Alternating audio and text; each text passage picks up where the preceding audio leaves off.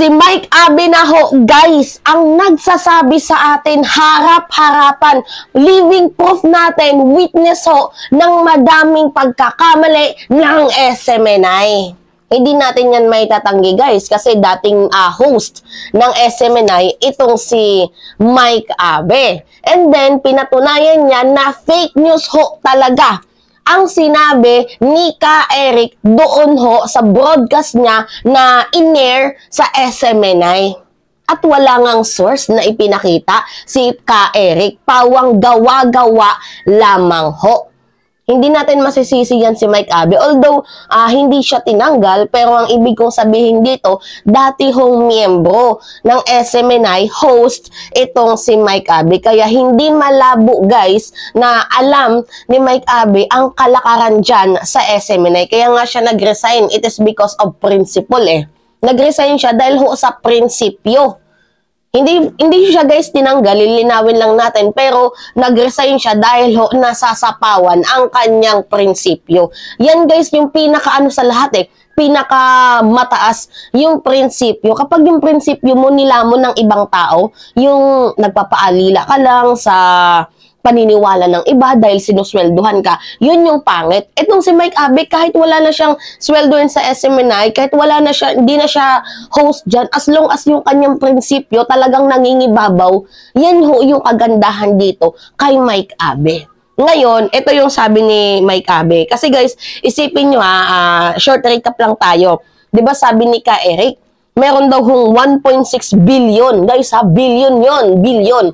Ang ginastos ni House Speaker Martin Romualdez sa kanyang opisina lamang. Si Martin Romualdez lamang ho yung gumastos ng humigit kumulang 1.6 billion. Si Martin lamang daw ho yun. So ngayon, ang totoo naman kasi dito, hindi pala, guys, 1.6 billion. Kasi ang ano dito is ang ginastos ho ni House Speaker Martin Romualdez sa kanyang travel expenses mula January hanggang October ay 4.3 million lamang ho. Guys, ang layo ng bilyon sa milyon. Ang kabuuhang gastos lamang ho, budget, ayon ito sa Kongreso, 4.3 million lamang ho ang travel expenses ni House Speaker Martin Romualdez simula January hanggang October, at yung buong congressman at staff ho ng Congress, ang travel expenses ho nila ay umabot ng 35 million. So, sa madaling sabi, sa kabuuhang computation, hindi pa nga ho umabot ng 40 million. Ang layo, guys, ng allegation na 1.6 billion, 1.8 pala, 1.8 billion dito sa kabuuhang gasta ng Congress na 40 million. Kulang-kulang 40 million. 'Di ba? So ngayon nagsalita si Mike Abe. Ito yung sabi ni Mike Abe, talaga nga namang tumpak. Pinik news talaga ni Eric at ng SMNI. Yun ang nangyari. Malinaw na malinaw yun. Alam nyo, baka may mag-comment na naman dyan, akala nila galit ako sa SMNI. Hindi po. Magagalit ako sa SMNI kung tinanggal ako. Hindi naman ako tinanggal. Ako po yung nag-resign noong July 2022. So parang malinaw lang. Wala akong sama ng loob, pero nag-resign ako kasi prinsipyo. Yung prinsipyo ko nasa pawan, kaya ako ay nag-resign. So hindi ako tinanggal. Kasi kung tinanggal ako, pwede sabihin yung galit ako sa SMNI. Hindi ako galit. Malaki ang utang na loob ko dyan. Malaki ang utang na loob ko sa SMNI kasi 15 years ako nagtrabaho dyan. Kaya lang, may prinsipyo, kaya ako nag-resign ng live sa television. Pagkatapos nag-follow ako ng black and white resignation. Kaya wala akong sama ng loob dahil prinsipyo lang kong issue, nag-resign ako. Iba yung nag-resign ka sa tinanggal. Kung tinanggal ako, maaaring sabihin nyo masama ang loob. Kaya ako nagtatalakay ng ganito. Hindi po. Ang aking tatalakay ngayon ay laman ng Public Hearing Committee on Appropriation. Yan. Yeah? So, malinaw na sinabi na fake news ho ang sinabi ni Ka Eric. Ito, guys, sa mga hindi ho nakapanood ng video, ito yung video ni Ka Eric kung saan pinagbintangan niya mismo si House Speaker Martin Romualdez. Tapos yung palusot niya, guys, nagtatanong lamang daw siya. Meron bang nagtatanong na nag-aakusa? Iba ho yung nagtatanong sa nag-aakusa. Ito, guys, kayo na yung maghusga kung nagtatanong lang ba dito si Ka Eric. Kay Speaker Martin Romualdez, 1.8 billion ang travel cost niya. Naku. 1.8 billion pesos For how long?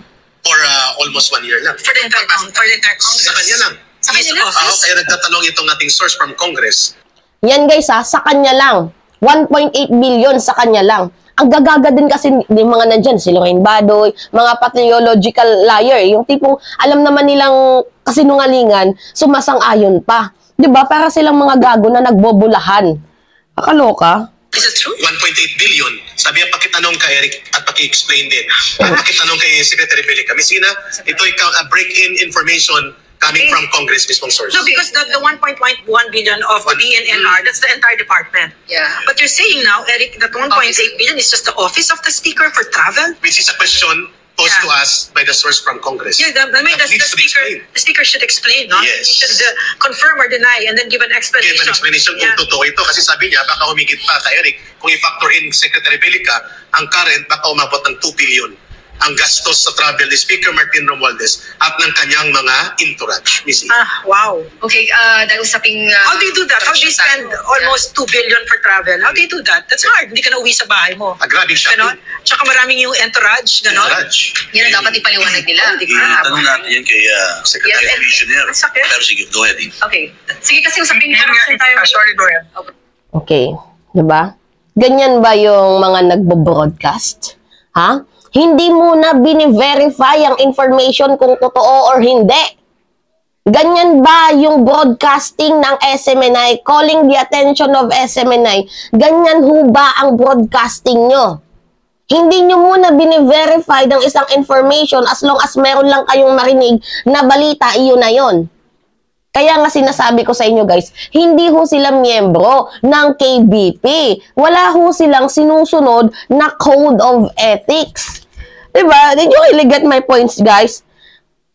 Kasi ang mga media broadcasting, member yan ng KBP. So, meron silang sinusunod ng code of ethics. Kaya nga, bakit nagtataka nga din ako, bakit nila live, pinopost yung pagmumura ni Kadigungan? Kasi di ba bawal yun? Ang toxic na ng SMNI, religious TV station channel daw, religious organization. Meron bang religious organization na nakikisaw-saw sa politika tapos ang toxic to the point na nagmumurahan pa? Ha? Tapos yung mismong admin, yung mismong may-ari ng SMNI, ang daming violation. Sex trafficking, fraud. Alam nyo guys, nakakaloka. Diba? Ang daming violation. So, tama lang naman guys na ma-revoke ang franchise ng SMNI at ipa-close na yan kasi dapat noon pa yan eh. Noon pa yan yung pagiging fake news nila. Diba? Well, kakampi to ni Kadigungan. So, ang tinirada nila, yung yung bias. Yung bias-CBN nga, nagsara yan. It is because sa kanilang pagiging bias, sa kanilang pagre-report. Ito pa kayang SMNI na nagpakalap ng fake news? Mas malala, guys, yung pagpapakalap ng fake news sa pagiging bias lamang ho.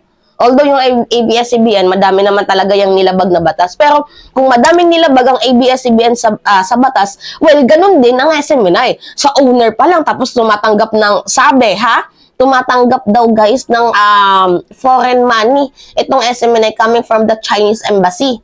Yan o yung sabi sa comment section ng mga nababasa ko. Kaloka.